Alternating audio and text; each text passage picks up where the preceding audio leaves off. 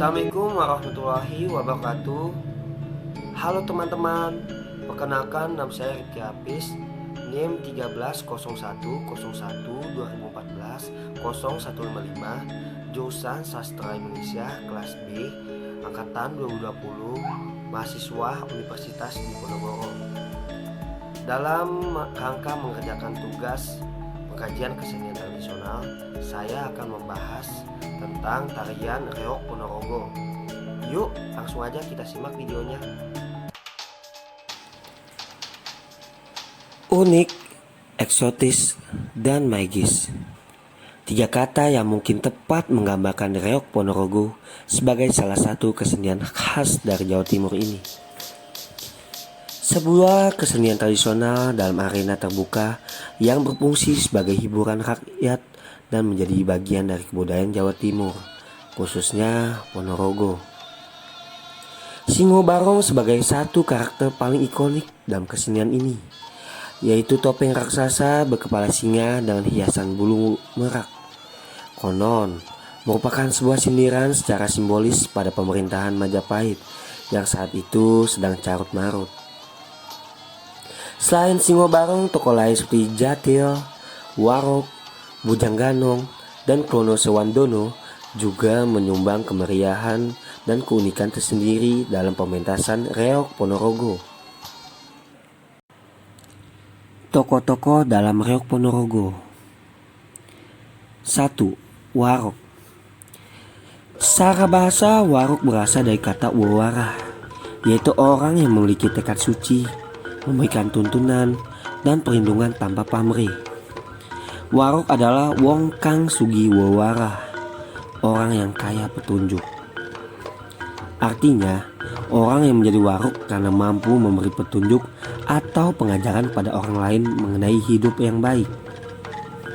Selain itu, ada warog iku wong kang wus purno saka bening laku, ian wus mene ing rasa. Artinya, warog adalah orang yang sudah sempurna dalam perilaku dan sampai pada penghadapan batin.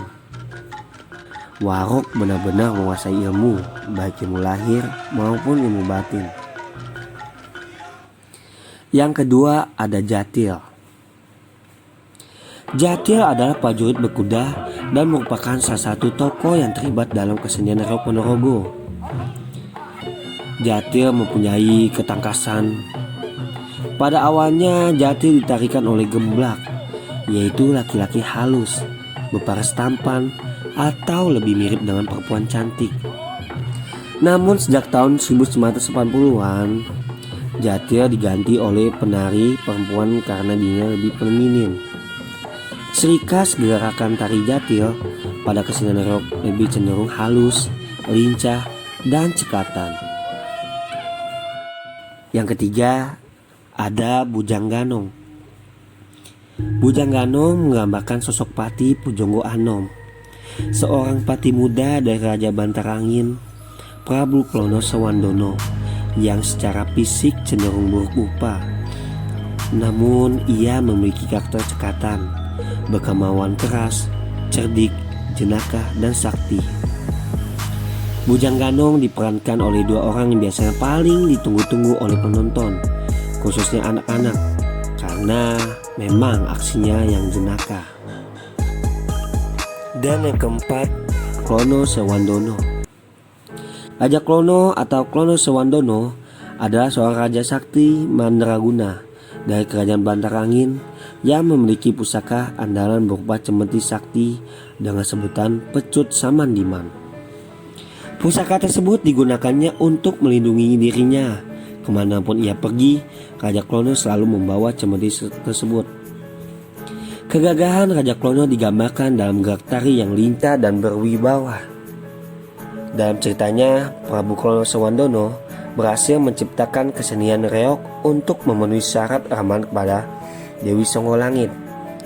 Untuk menggambarkan bagaimana sang raja tengah mabuk asmara, maka gerakan tarinya pun kadang seperti orang yang sedang kasmaran. Singo Barong. Tokoh inilah yang sepertinya paling dominan dalam kesenian Reog Ponorogo. Singo Barong adalah tokoh atau penari yang menggunakan topeng raksasa berkepala macan dengan hiasan bulu burung merak.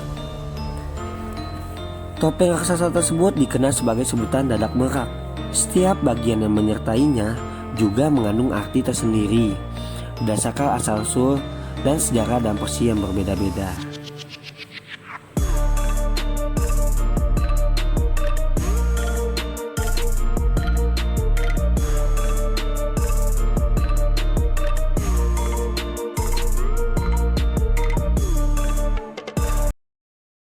Sejarah kesenian Reok Ponorogo.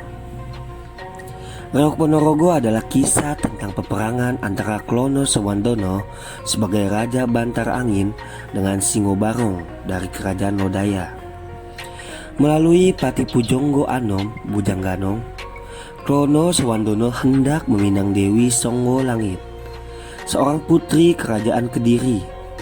Meski buruk rupa, Pujonggo Anom merupakan seorang pati yang sakti, berbudi luhur, cerdik, dan jenaka.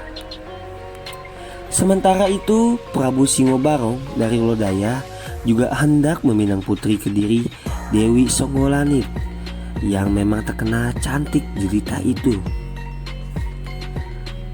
Untuk menolak secara halus lamaran dari kedua raja tersebut, Dewi Songo Langit lalu meminta syarat agar diberikan tontonan yang belum pernah ada, yaitu 144 pasukan berkuda dan binatang berkepala dua yang pandai menari.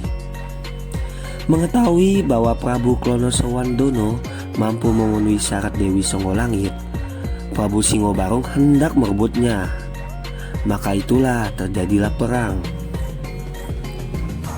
Karena pertempuran yang begitu dahsyat, wajah Prabu Klono Sewandono pun rusak. Namun, dengan menggunakan kesaktian topeng kencana, wajahnya berangsur-angsur pulih kembali. Di akhir pertempuran, Prabu Singo Barong lumpuh dan bertekuk lutut karena kesaktian sabetan pecut Samandiman milik Klono Sewandono. Persyaratan yang diajukan oleh Putri Sanggau Langit pun dapat dipenuhi dengan menciptakan kesenian reok, di mana binatang berkepala dua pun diambil dari kepala Singo Barong. Nah, berdasarkan cerita ini kita bisa dibilang sebagai tarian perang antara Kerajaan Kediri dengan Kerajaan Ponorogo dengan mengadu ilmu antar keduanya. Sementara para penarinya mementaskan kesenian tersebut dalam keadaan kesurupan. Nah, itu dia penjelasannya teman-teman. Sepertinya kalian sudah paham. Sekian, terima kasih. Mohon maaf jika ada salah kata atau kekurangan. Assalamualaikum warahmatullahi wabarakatuh.